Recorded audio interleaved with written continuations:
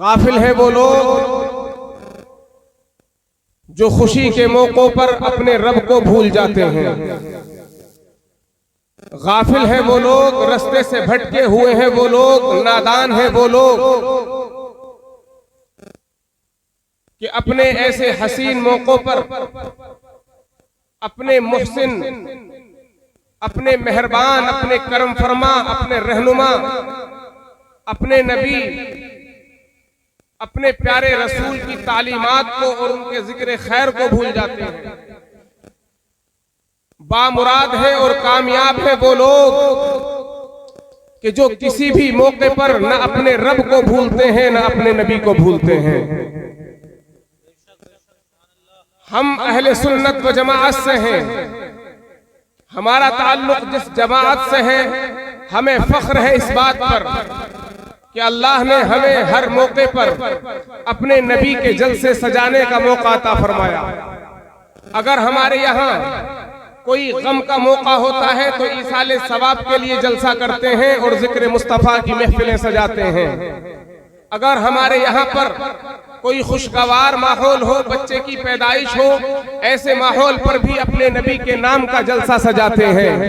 اور اگر ہمارے گھروں میں شادیوں کا موقع ہو، یہ بھی خوشی کی بہار کا موقع ہے، ایسے موقع پر بھی ہم فضول کام نہیں کرتے ہیں بلکہ ہم اللہ کا شکر ادا کرتے ہیں، اپنے نبی کا ذکر کرتے ہیں، اپنے رب کو یاد کرتے ہیں، اور ایسے موقع پر بھی اپنے رب اور اپنے نبی کا نام لے کر کے دنیا والوں کو بتا دیتے ہیں کہ ایک مومن کی شان یہ ہوتی ہے کہ ہر لمحہ وہ اپنے نبی سے پیار کرتا ہے، اپنے رب سے پیار کرتا ہے، اور ہر موقع پر وہ اس پیار کا اظہار بھی کرتا ہے۔ سبحان اللہ۔ آج میں نے جس آیت کریمہ کی تلاوت کا شرف حاصل کیا، اللہ رب العزت نے قرآن عظیم میں ارشاد فرمایا ما جعل علیکم فی الدین من حرج، تم پر دین میں اللہ نے کوئی مشکل نہیں بنائی۔ یہ دین جو دین ہمیں عطا کیا گیا، دین اسلام جو فطرت کا دین ہے، جس کے اندر اللہ نے کوئی تکلیف ما لا یطاق نہیں رکھی۔ ارشاد فرمایا لا یکلف اللہ نفسا الا وسعها، کہ اس اسلام کے اندر کسی کو ایسی تکلیف نہیں دی گئی کہ جس تکلیف کو وہ برداشت نہ کر سکے۔ اللہ پاک نے ارشاد فرمایا یرید اللہ بکم اليسر ولا یرید بکم العسر، اللہ تمہارے ساتھ آسانی چاہتا ہے، تمہارے ساتھ پریشانی نہیں چاہتا۔ اللہ پاک نے ارشاد فرمایا ما انزلنا علیک القرآن لتشقى، ہم نے قرآن تمہارے لیے اس لیے نازل نہیں کیا تم پر کہ تم مشقت میں پڑ جاؤ۔ اللہ پاک نے یہ پورا قرآن، پورا اسلام، پورا دین اگر ہمیں عطا فرمایا ہے تو وہ صرف اور صرف اس لیے ہے کہ اس کے اندر انسان کی بقا ہے، اس اسلام میں انسان کے لیے رہنمائی ہے، اس اسلام میں انسان کے لیے زندگی کی بقا ہے، اور مرنے کے بعد اس کے لیے جنت ہے۔ گویا کہ یہ اسلام وہ دین ہے کہ انسان اس دین کو اپنانے کے بعد دنیا میں بھی کامیاب رہتا ہے، اور مرنے کے بعد آخرت میں اس کو جنت ملتی ہے، اور جنت میں وہ کامیابی کی زندگی گزارے گا۔ آج ہم اسلام کا نام تو لیتے ہیں، الحمدللہ ہم مسلمان ہیں، لیکن ہم نے ایسی بہت سی چیزیں اپنے اوپر مسلط کر لی ہیں کہ جن چیزوں کا تصور اسلام میں نہیں ہے، جن چیزوں کو اسلام نے ہم سے نہیں کہا، ہم ان چیزوں کو اپنی زندگی پر مسلط کیے ہوئے بیٹھے ہیں، جس کی وجہ سے آج ہم پریشانیوں سے دوچار ہیں۔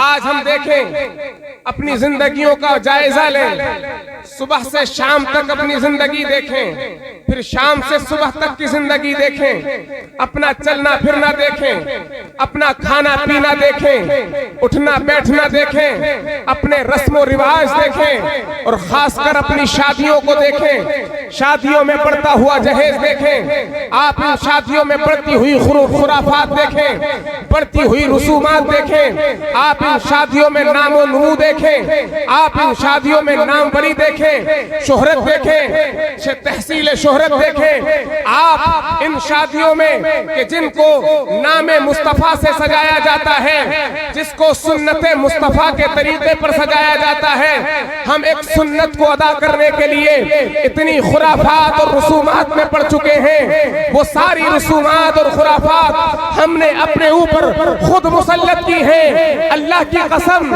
قرآن اور اسلام نے ہم کو ان تمام چیزوں کا مکلف نہیں بنایا تھا۔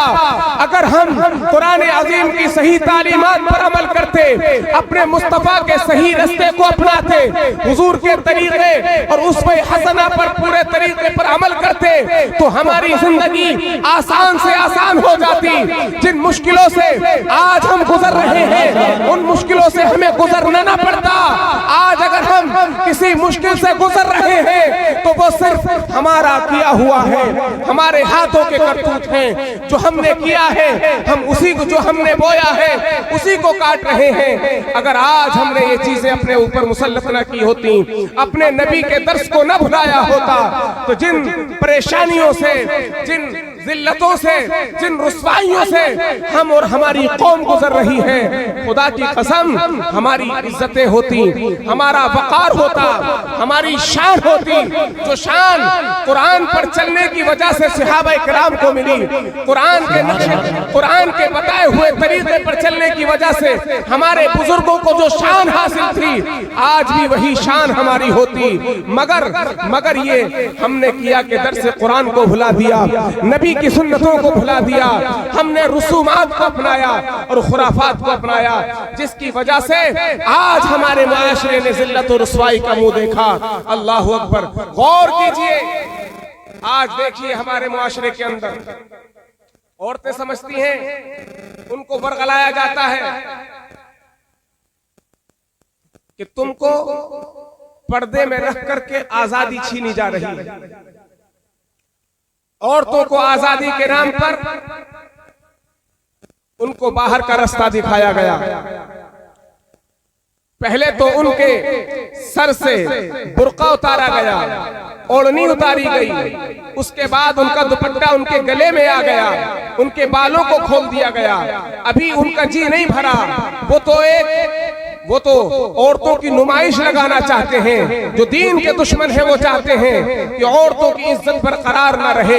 انہوں نے عورتوں کو آدھا برہنہ کر دیا، ان کے بازو بھی کھول دیے، پھر نیچے سے آپ ان کو دیکھیں، اب فیشن کی مار یہ پڑی کہ ان کے اور بھی اعضاء دکھائی دینے لگے، ان کو بے پردہ اور برہنہ کر کے چھوڑ دیا۔ یہ ہے آج کا معاشرہ، ایڈوانس معاشرہ جس کو کہا جاتا ہے، ویسٹرن کلچر جس کو کہا جاتا ہے، یورپین کلچر جس کو کہا جاتا ہے۔ یہ کلچر اسلامی کلچر کو بگاڑنے کے لیے آیا ہے، جن کے بارے میں قرآن نے کہا ہے ان الذین یحبون ان تشیع الفاحشۃ فی الذین آمنوا لہم عذاب علیم فی الدنیا والآخرہ۔ جو لوگ یہ پسند کرتے ہیں کہ اسلام میں بے حیائی پھیلے، مسلمانوں میں بے حیائی پھیلے، اللہ اکبر، آپ دیکھ رہے ہیں کہ آج مسلمانوں کو آزادی کے نام پر، مسلمان عورتوں کو کبھی آزادی کے نام پر، کبھی ان کو ایڈوانس بنانے کے نام پر، کبھی ان کو خوبصورت دکھانے کے نام پر طرح طرح کی عریانیت ہو رہی ہے، طرح طرح کا ننگا ناچ ناچا جا رہا ہے، اور ان عورتوں کو ایک کھلونے کی طرح لوگوں کو دکھایا جا رہا ہے، نمائش کے طور پر پیش کیا جا رہا ہے۔ یہ ساری چیزیں میرے بھائیوں اسلام نے آپ کو نہیں دی ہیں۔ اسلام تو بڑا سادہ سا مذہب ہے، بڑا فطرت کا دین ہے۔ یہ اسلام تو ایک ایسا مضبوط اور سادہ دین ہے کہ اگر ہم نے مکمل طریقے سے اس کو اپنا لیا تو اس میں آپ کے لیے دنیا میں بھی بھلائی ہے، آخرت میں بھی بھلائی ہے۔ عورتوں کو لگتا ہے کہ ہماری آزادی چھینی جا رہی ہے۔ میں آپ کو بیرونی روابط کے اعتبار سے مطابق آپ کو بتانے کی کوشش کروں، جو ہماری خواتین ہیں وہ غور سے سنیں۔ آج آپ کو یہ لگتا ہے کہ بے پردگی میں ہمارے لیے عزت ہے، لوگ ہم کو دیکھیں، ہم کو خوبصورت کہیں، اس میں ہماری عزت ہے۔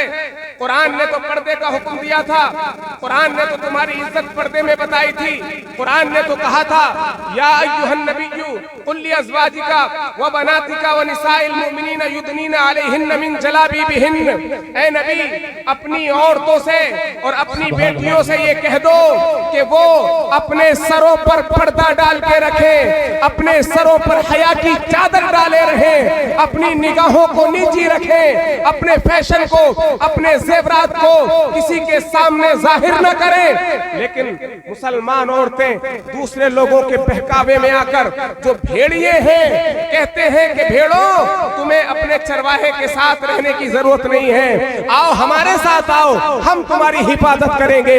کبھی آفسوں میں لوگ عورتوں کو ننگا بلایا گیا، کبھی عورتوں میں عورتوں کو ان کا دوپٹہ ان کا ختم کر کے اپنی بڑی بڑی کمپنیوں میں بلایا گیا، کبھی ان کو جو ہے سیل وومن کے نام پر بلایا گیا، طرح طرح کے ناموں پر، طرح طرح کے لالچ ان کو دے کر، طرح طرح کے جھانسے ان کو دے کر کے اپنے آفسوں میں اور اپنی گودوں میں ان کو بٹھایا گیا۔ یاد رکھیے وہ عزت جو اسلام نے عورتوں تم کو دی ہے، کوئی مذہب دنیا کا ایسا نہ ہوا ہے نہ ہوگا کہ وہ عزت تم کو دے سکے۔ ارے یہ نبی تو اس دنیا میں آئے ہی اس لیے ہے کہ عورتوں کو عزت عطا فرمائے۔ سبحان اللہ۔ اس دور کو یاد کیجئے کہ جس دور میں عورتوں کو کیا ذلت سے گزرنا پڑتا تھا۔ جب بچیاں پیدا ہو جاتی تھیں تو ان بچیوں کو زندہ درگور کر دیا جاتا تھا۔ عورت کا شوہر اگر مر جاتا تھا تو اس شوہر کو جب جلایا جاتا تھا تو اسی کی چتا کے ساتھ اس عورت کو بھی جلنا پڑتا تھا یا اس عورت کو قید کر دیا جاتا تھا۔ رحمت والا نبی تشریف لایا، رحمت بن کے نبی تشریف لایا، پوری دنیا کو پیغام دیا یہ عورتیں کھلونا نہیں ہیں، یہ عورتیں رسوائی کا سامان نہیں ہیں، یہ عورتیں بے عزتی کا ذریعہ نہیں ہیں، ارے یہ عورتیں تمہاری عزت ہیں۔ اگر ایک عورت ماں ہو تو تمہاری جنت تمہاری اس ماں کے قدموں کے نیچے ہے۔ اگر تمہاری بہن ہے تو وہ تمہاری عزت کا سبب ہے، اگر تمہاری بیوی ہے تو وہ تمہاری دن اور رات کا سکون ہے، وہ تمہارا لباس ہے۔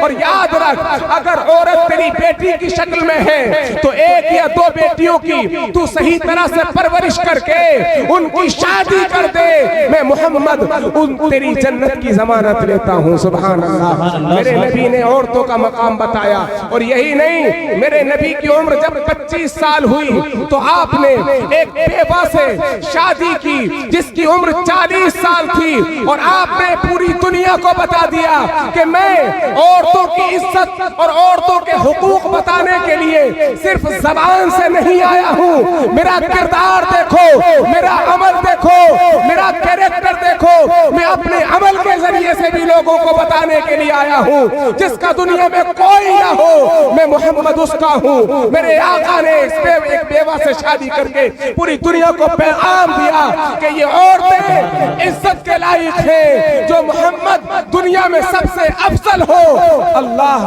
اللہ کے نبی نے اس بیوہ سے شادی کر کے پوری دنیا کو پیغام دے دیا کہ یہ بیوہ عورتیں لائق عزت ہیں، ان کو نفرت کی نگاہ سے نہیں دیکھا جائے گا، یہ اپنے شوہر کے ساتھ چتا پہ چلنے کے لیے نہیں بنائی گئی ہے، بلکہ یہ تو سید المرسلین کا سکون اور چین بنانے کے لیے بنائی گئی۔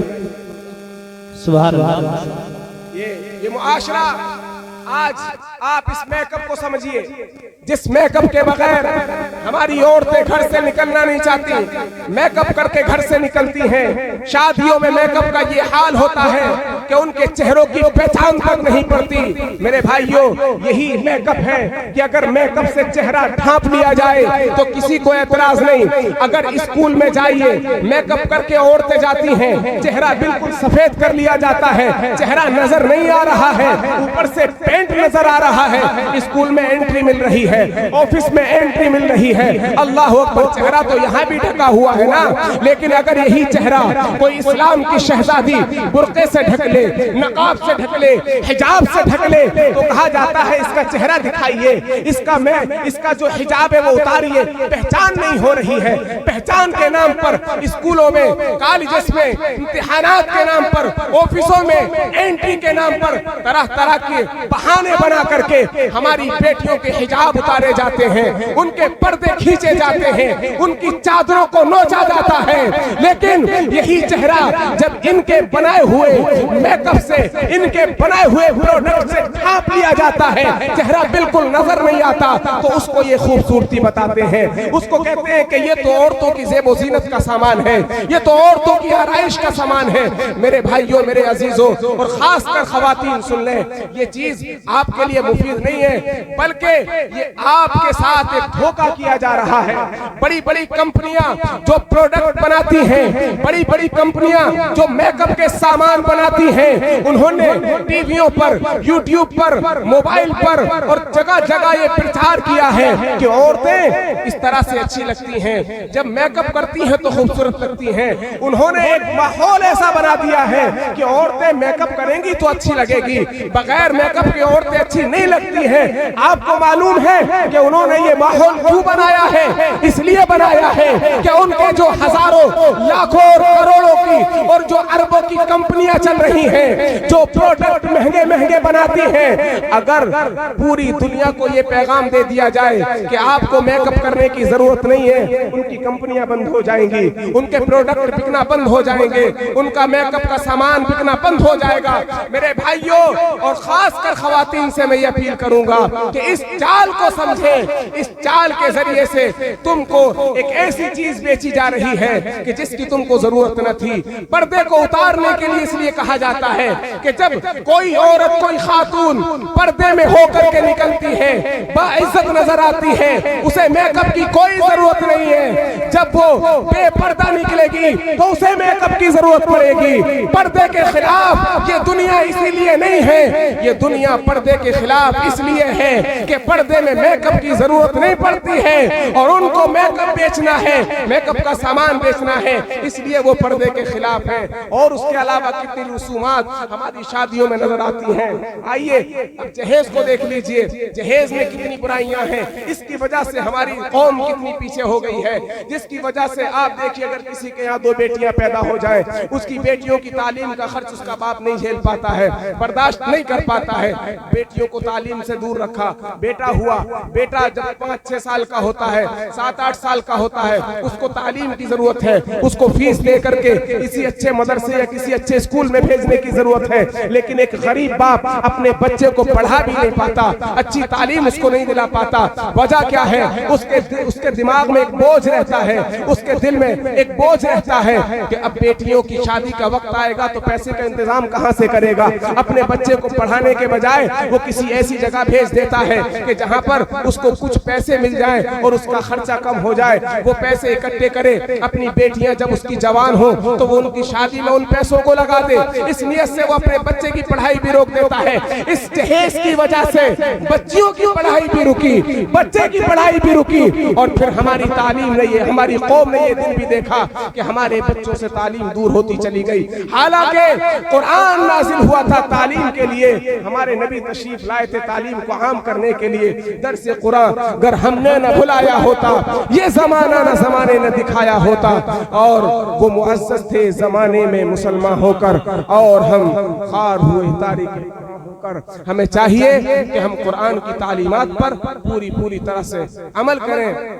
ہمارے لیے نبی کے رستے میں بقا ہے، اگر ہم نبی کے بتائے ہوئے رستے پر چلیں گے، اسی میں ہماری عزت ہے۔ وَلَا تَهِنُوا وَلَا تَحْزَنُوا وَأَنْتُمُ الْأَعْلَوْنَ إِن كُنتُم مُّؤْمِنِينَ۔ نہ تمہیں گھبرانے کی ضرورت ہے، نہ تمہیں ڈرنے کی ضرورت ہے۔ تم ہی اعلیٰ قوم ہو، تم ہی غالب ہو، تم ہی حاکم ہو۔ شرط یہ ہے کہ صحیح طریقے سے مکمل مومن ہو جاؤ۔ اللہ کی بارگاہ میں دعا ہے کہ اللہ پاک ہم سبوں کو اپنے नबी के रस्ते पर चलने की तौफीक अता फरमाए, हुजूर की सुन्नतों को अपनाने की तौफीक अता फरमाए। अल्लाह पाक हम सबको दुनिया के फितनों से बचाए।